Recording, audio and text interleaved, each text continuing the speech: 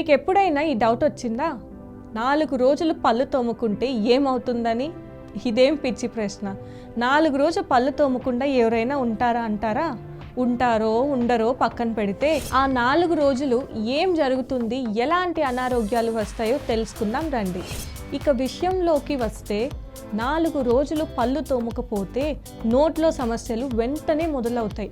మొదటి 24 గంటల్లో ఫ్లాక్ ఏర్పడి దుర్వాసనను కలిగిస్తుంది.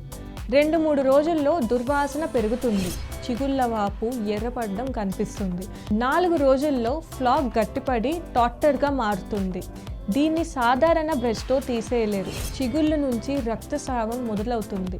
దీన్ని నిర్లక్ష్యం చేస్తే క్యావిటీస్, పీరియాడెంటైటిస్ వంటి సమస్యలు వస్తాయి. ఇది నిర్లక్ష్యం చేస్తే పీరియాడెంటైటిస్ పళ్ళు లూజ్ అవ్వడానికి, పడిపోవడానికి కూడా కారణం కావచ్చు.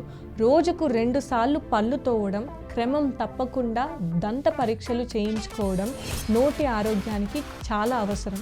ఎందుకంటే నోరు ఎంత శుభ్రంగా ఉంటుందో శరీరం అంత ఆరోగ్యంగా ఉంటుంది.